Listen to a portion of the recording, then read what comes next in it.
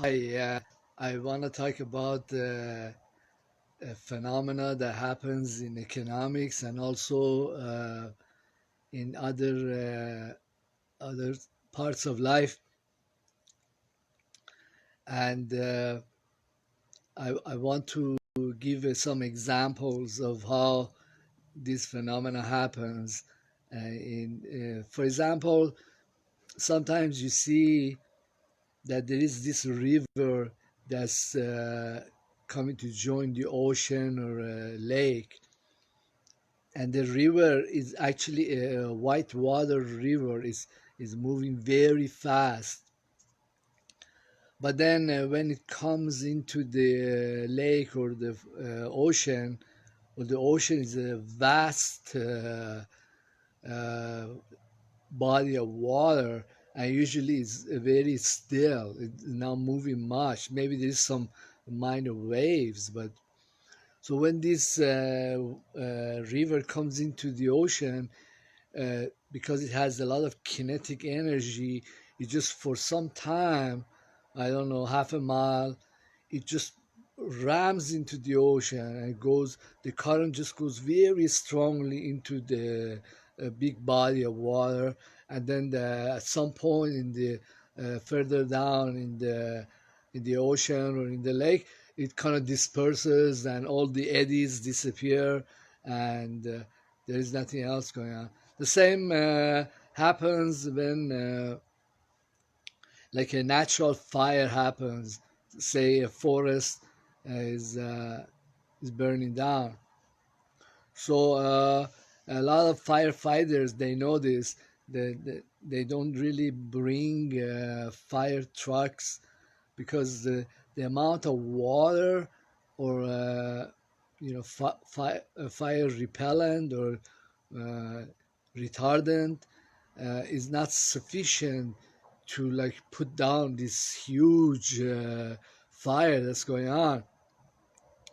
So usually the firefighters, they kind of try to section off uh, the fire just to prevent it from going into other areas, but they let it burn out by itself. So even like if you use a plane, will bring a lot of fire retardants, it doesn't work because the amount of the fire, the ferocity, the extent of it is such as that these measures, they are like puny. They are not effective with this thing. Well, this is actually the same kind of concept that I was discussing with in another video, was called deflation, deflationary collapse, and socialism. Actually, if you look at a lot of the economic analysis, like Peter Schiff's report or Kaiser report, and they have this model, economic model, which is often the Austrian school of economics. That and I try to kind of critique that in a video I had. It's called "Why Economic Forecasts Fail." Uh, but one of the basic ideas is that in this school of economic thought, they try to look at the closed system, like you're looking at one country like Mozambique or uh, Weimar Republic, and they went on printing all this cash, and then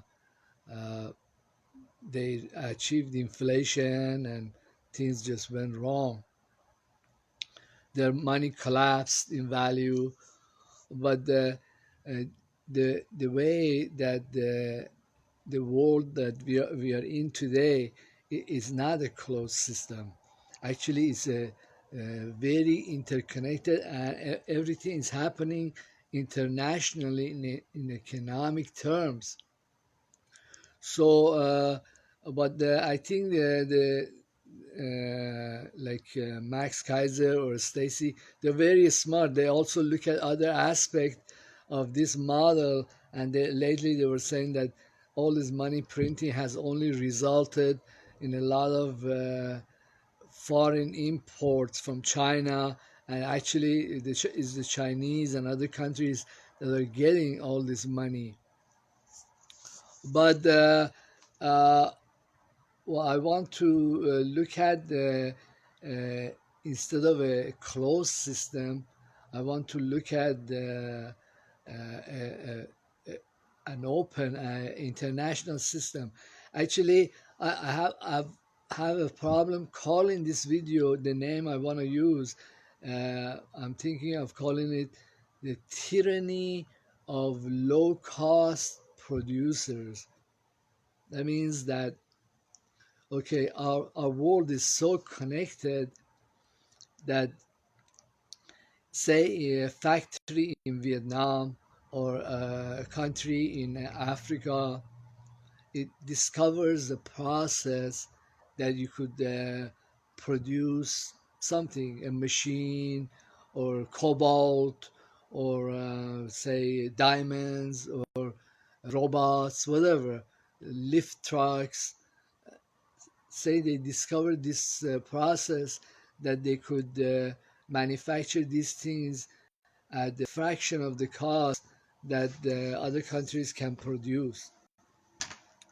And well, this discovery or this new production method or cut in production costs is not going to stay in that one place because all the financial markets are completely connected in many countries, and it is going to travel. The news is going to travel very fast, and that the reduction in the production cost will, in a very short time, show up in markets. Excuse me, I think my diabetes it wants to kick in. Let me get some soda. I will go after this idea. So, actually, internationally, even locally, we are going into a technological era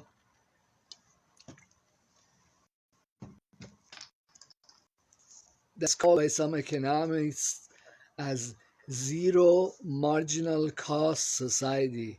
That means that the cost of a product, the cost of a herb, cost of making a truck are actually a minuscule uh, portion of the final cost that the consumer might see. Well, I would say that in a consumer society like United States or many other countries, that the cost that I would see, only a fraction of it, like 30% of it, 20% of that cost is actually the cost of the factory producing that, or even the cost that the factory would sell that product to other resellers. And the rest of the cost is the exorbitant cost of taxes, the tariffs, the all the cost that's associated with the military belligerence or sabotaging other countries. Uh, those costs are really the dominant cost. So, for example, when many in American media talk about the price of gasoline at the pump, that cost has almost nothing to do with the cost of the raw oil that the producer might be selling it in many countries. For example, like several years ago, the the gasoline price was $4 at the pump, and it's almost the same here in California at $4. but the price of a barrel of oil was $100 back then. But the price of a barrel of oil is hovering over $60 at our time. That means that the price dropped $40, but the price at the pump didn't drop anything. It was just about the same. It kind of meandered here and there, but came back again to $4. But that cost, the $4, is all the fraud and all the speculations in the financial markets that's driving the price up. Also, all the militarism and the sabotage that the U.S. government and its military and its associated agencies they do to foreign companies that produce this oil. So really restrict the import or production to only certain companies that they're comfortable with. So the price at the end has nothing to do with with the actual production or actual technology. Uh, is the same as like well the analogy I used before, like there's a fire in the forest. The fire it can burn down, but the tariffs and all this interference in the markets are just like the firefighters. They have a certain strength. For example, the United States government can do this and that, damage the oil production or refining in Venezuela. But then the technology is widely available. So the Venezuelan government went and asked for help from the Russians and the Chinese and the Iranians, and then they repaired and reconfigured their refining or production, and then their oil production came back to online, and also they're also producing their own fuel.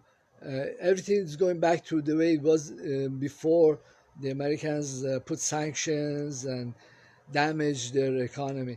So what I'm saying is that sanctions or military actions or putting tariffs or monopolizing different industries or speculation in financial markets or printing tremendous amount of money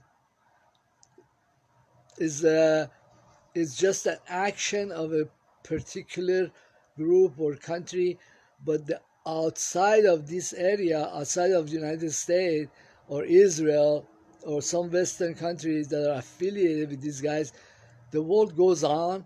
I mean, the cost of exploration and digging out the oil or gold, or it doesn't go up; it comes down because the world is full of cheap labor, and that's is going to even get worse with all these robots coming online and can manage and do many different things that even humans are totally incapable of. So imagine some of these robots. Well, I saw some in Boston Dynamics that they were doing somersaults, and the robots they're so strong and so fast. Imagine some of these robots find their way into production of silver or production of oil. Not here because everybody is so used to getting all this cash from the government. But like say in other countries that don't baby their industries or their people, well, they'll do a tremendous damage. Imagine you have a robot that can do like work of 3 4 guys at their digging rig, uh, and works 24 hours a day. It does a tremendous amount of difference in the amount of oil or silver that's dug out, or the number of cars that's produced, or uh, It will show up. It might take like a month or 2 months, but that's nothing. That, that's like a blink of an eye.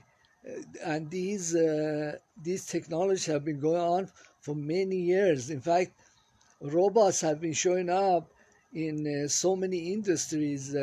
We don't see it here because we have sold off. We have stopped working, but that doesn't mean that the world has stopped producing or working. And in many countries, they don't baby their workforce like we do here. They don't hand you out a check.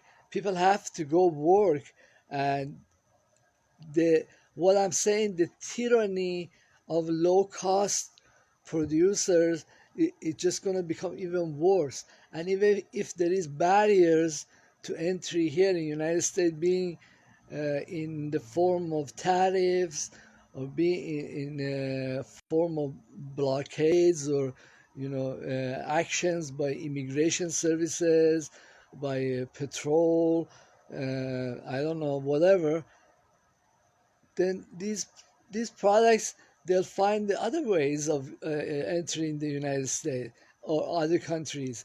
That means even though the sudden collapse in prices, it doesn't happen like within a week or 2 weeks. It's going to go on and on over months or years. This is actually a very strong uh, deflationary trend. Then I think that what else is happening in the world is because the United States has been engaged in sanctioning and harassing so many countries, even secondary sanctions. Everybody has gotten into the business of how can we circumvent these sanctions? How can we not use US dollar? How can we ditch their banks? How can we well, I have a video in my YouTube channel. It's called Death by Irrelevance.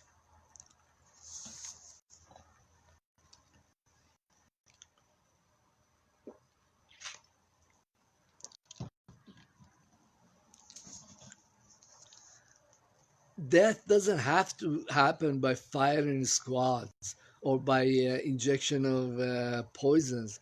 It can happen when the world simply stops coming around, simply stops paying attention to United States and Israel, simply goes on by its own after its own business, after taking care of itself, uh, uh, by by the massive drop in the cost of things, uh, by foreign populations becoming very sophisticated, making stuff very cheaply, and also giving it to their own self, their own economic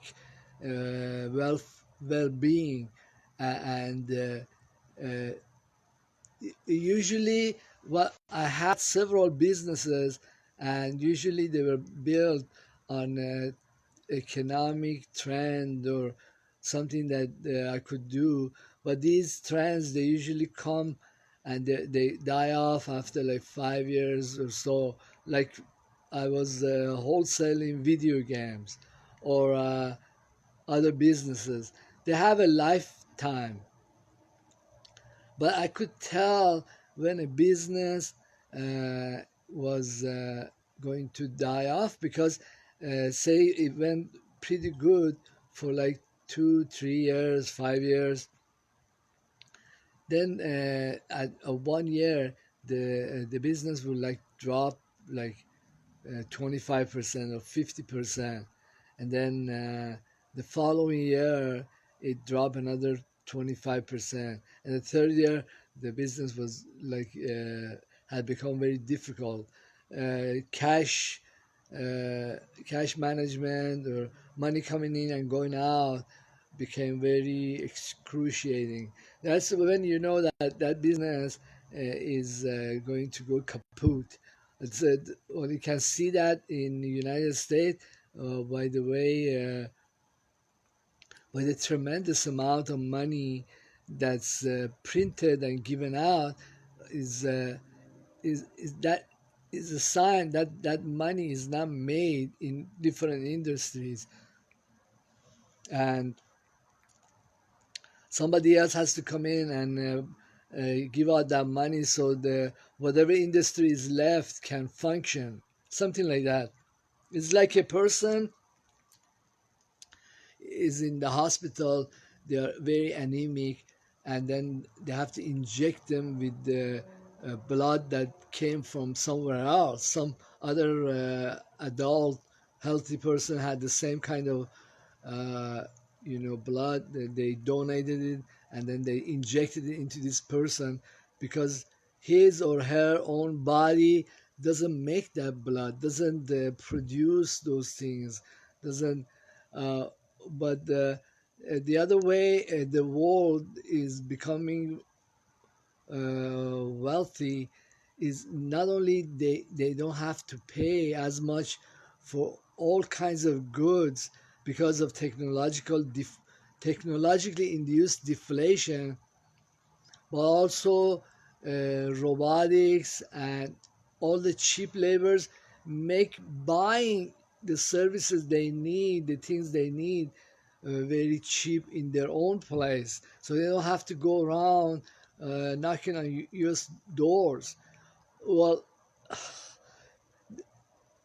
death by irrelevance is also a death, which means death is something that's forever. When a system has died completely.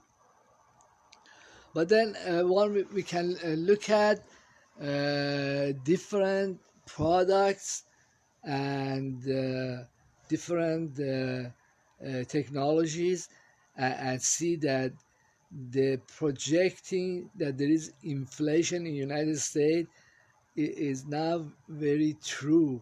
Is not something that something that might not happen, even though these people have printed a lot of money. Uh, the cheap products and the cheap uh, labor might be seeping in so many ways that just like a forest fire, you cannot put it down. You cannot.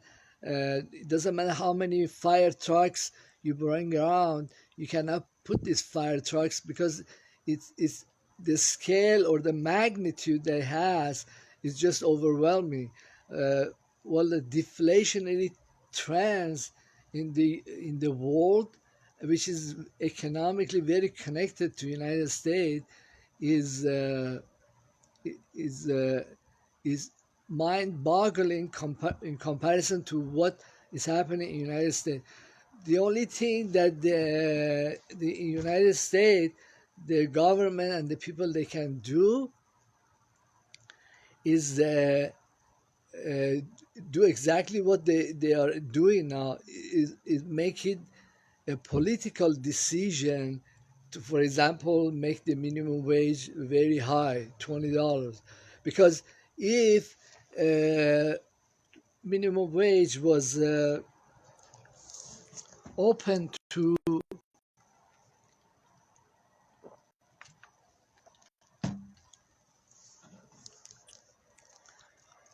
the competition in the world market, we'll be all living in the shoeboxes. I'm sorry, I have to.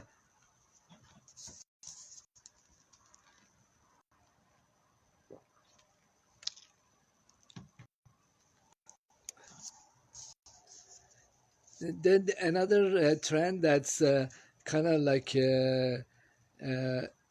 anti-inflationary is that for many decades the United States or their banks or the elite have been printing money. They have been having socialism for the wealthy, So these guys, they have made a tremendous amount of misallocation of capital, have taken so many of the resources and invested in all kinds of stupid ventures, even military ventures.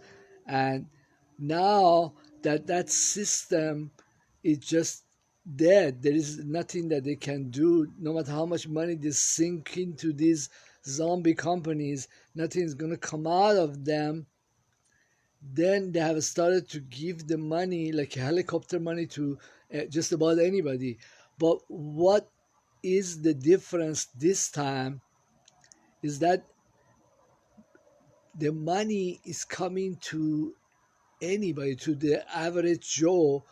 So that he's going to spend the money in one form or another in things that society wants today, that society thinks this thing is valuable. Say, for example, uh, there are industries like pot, or medical technologies, or there's a lot of money that's going into, like, women use it for plastic surgery, or industries like, for example, they make bionics, or that are related to age extension. Uh, but these industries, they look nothing like older industries that the banks and the government have been misallocating society's resources to them. They don't look like uh, office buildings. They don't look like steel mills. They don't look like Boeing. They don't look like uh, railroads. Those are very old industries, and these hedge funds and these banks, they were more comfortable sinking money into those zombie companies, zombie industries. And well, now that they know, hey, there's nothing going to come out of that, the money is going to the average Joe. But even the average Joe with his six pack of beer, he's got more sense, more forethought, because at least the money is going into whatever industry that makes sense for today. Okay, uh, this idea is not very alien idea. Say, for example, you had a field that at 1 year the crop went bad. Okay, so this is this economy that has been going on for many years. Uh, when you take all the garbage or crap that has grown, and it's useless, when you just harvest them out and put them on the side, and you harvest anything, any crop, anything that might have a return on investment or make any kind of sense. Okay, uh, say you start growing switchgrass to turn it into fuel, or beans, whatever that you could water or put the fertilizer would make any kind of return. This is still much better than the field as it is, with all this crop that has grown, or all this misallocation of capital that has grown or been prepared from previous years. I think most people will understand this concept is not very alien. Uh, I think that we're gonna have other industries within 2 or 3 years, and we might be getting very strange returns, maybe much better than the past, on these monies that were just thrown around. But still, all the cash that has been printed without any regards, they might collapse the dollar too. I mean, it is an open system, but it's also a closed system to us that at some point within here there might be inflation from whatever that foreigners are not interested in giving it to us. But then, besides the deflationary collapse that's induced by technological advancements, by robots, by AI, there is a tremendous amount of labor outside of the US borders. Some of the numbers are mind boggling numbers of how much free labor or almost free is in India, in Indonesia, in many little Asian countries, many Oceania countries, uh, cheap, very abundant labor that's uh, in Central Asia. Uh, well, how can these deflationary trends how can be how can they be abated? They cannot. It's like the ocean, well, and this river is going in there. You know, the river has a lot of inflation, but the ocean is just gonna make a few eddies and waves and gonna dissipate in there. I don't know, but I think I'm gonna call this video "Robotics, AI, and the Next Free Lunches." Uh, just because a resource is available doesn't mean that a country or the people of that country they're going to be able to utilize that resource uh, because for example here they are too used to the way they lived in the 50s and they are trying to escape there in a time machine and even though there are opportunities uh, it might not be the Americans that take advantage of those opportunities. Well, thank you very much for being my YouTube channel and my Instagram. Please leave comment and don't be shy.